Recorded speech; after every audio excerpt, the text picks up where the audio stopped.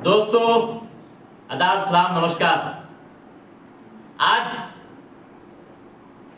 20 अप्रैल है।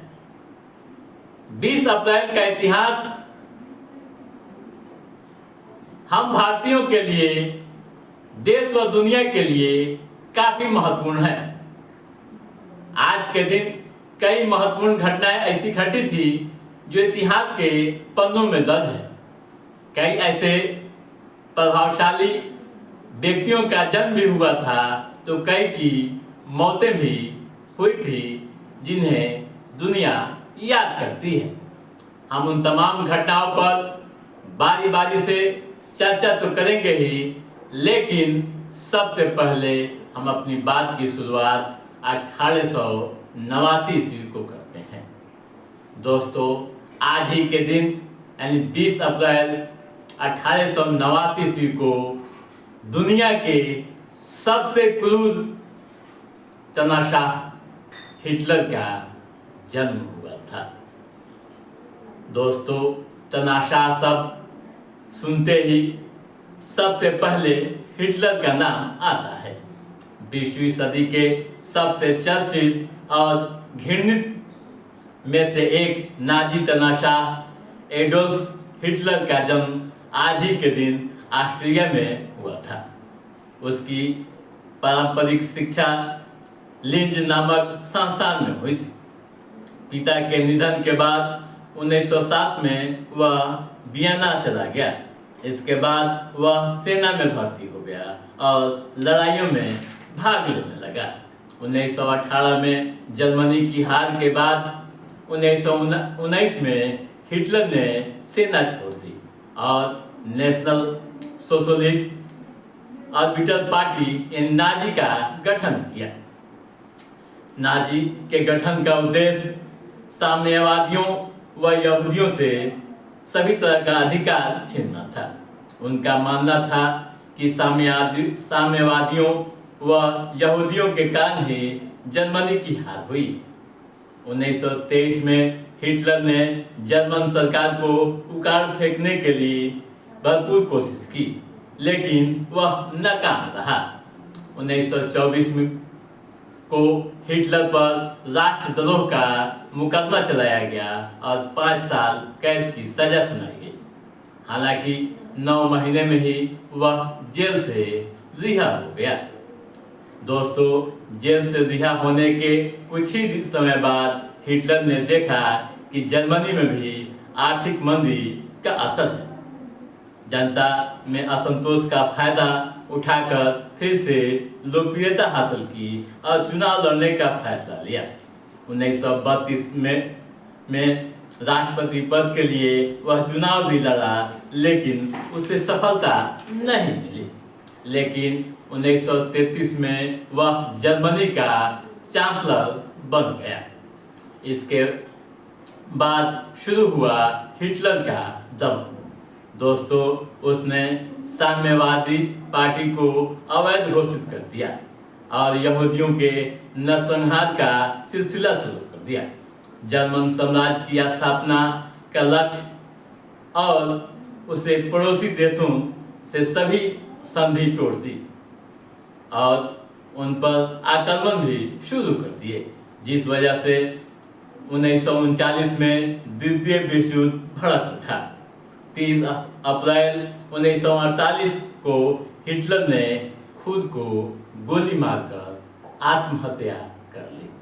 तो दोस्तों, ये हुई हिटलर के बारे में संक्षिप्त जानकारियाँ कि कैसे उसका सफरनामा रहा और कैसे उन्होंने जुल्म किए थे। और आगे बढ़ते हैं दोस्तों आज के इतिहास पर।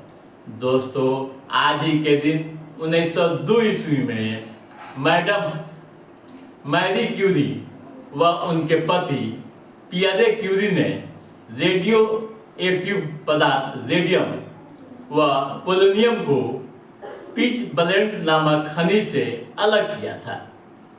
दोस्तों, उनकी इस खोज ने वैज्ञानिक जगत में नई क्रांति ला दी थी। उनकी यह खोज कैंसर के इलाज में वरदान साबित हुई। इस खोज के लिए उन्हें 1903 में नोबेल पुरस्कार से सम्मानित किया गया। साल 1911 में रेडियम के शुद्धिकरण के लिए मैडम कैरी को दोबारा नोबेल पुरस्कार दिया गया। दोस्तों, मैरी क्यूरी का जन्म पोलैंड के वासा शहर में हुआ था। केवल 11 साल की उम्र में ही उनकी मां को खो दिया। उनकी मां टीबी रोग से पीड़ित थी। वे आगे की पढ़ाई के लिए पेरिस आई, जहां उनकी मुलाकात पियरे क्यूरी से हुई। पियरे क्यूरी फ्रांसीसी भौतिकी वैज्ञानिक थे। उन्होंने अपनी प्रयोगशाला में बतौर रिसर्चर काम करने का मौका दिया। साथ काम करते करते दोनों एक दूसरे के इतने करीब आ गए कि 1985 में दोनों ने आपस में शादी कर ली। दोस्तों, और आगे बढ़ते हैं आज के इतिहास पर। दोस्तों, आज ही के दिन 2011 ईस्वी में भारतीय अंतरिक्ष अनुसंधान संगठन यानी ISRO के उपग्रह परीक्षण यान PSLV ने 3 उपग्रहों को अंतरिक्ष में स्थापित किया था। दोस्तों, आज ही के दिन वर्ष 2008 में महाराष्ट्र के भाजपा नेता व राष्ट्रीय महासचिव गोपीनाथ पांडे ने अपने पद से इस्तीफा दिया था। दोस्तों, आज ही के दिन 1777 ईस्वी में न्यूयॉर्क के एक स्वतंत्र राज्य के रूप में नया संविधान अपनाया था। दोस्तों, आज ही के दिन 1920 ईस्वी में अलबामा और मिसिसिपी में तूफान आया था, जिसमें 220 लोगों की मौतें हो गई थी।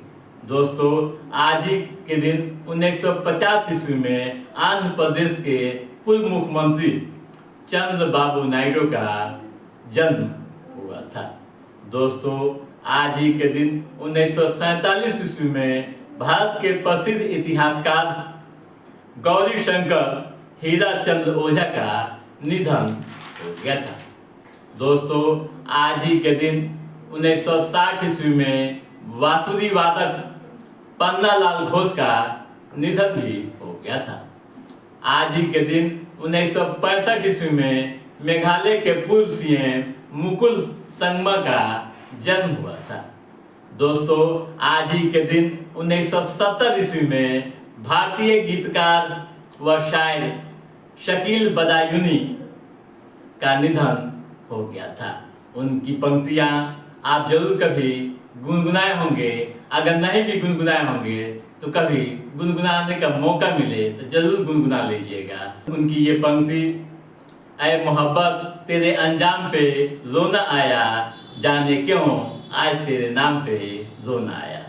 या उनकी ये पंक्ति भी आप देख लीजिए, तुम फिर उसी अदा से अंगड़ाई लेके हंस दो, तुम फिर उसी अदा से अंगड़ाई लेके हंस दो, आ जाएगा पलटकर गुजरा हुआ जमाना।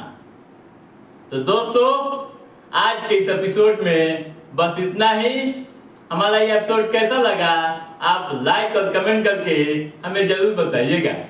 यदि आपने हमारे चैनल को सब्सक्राइब नहीं किया है तो सब्सक्राइब भी कीजिएगा, ताकि ऐतिहासिक घटनाओं से संबंधित जो भी अप टू डेट है उसे हम समय समय पर आपके बीच पहुंचाते रहेंगे।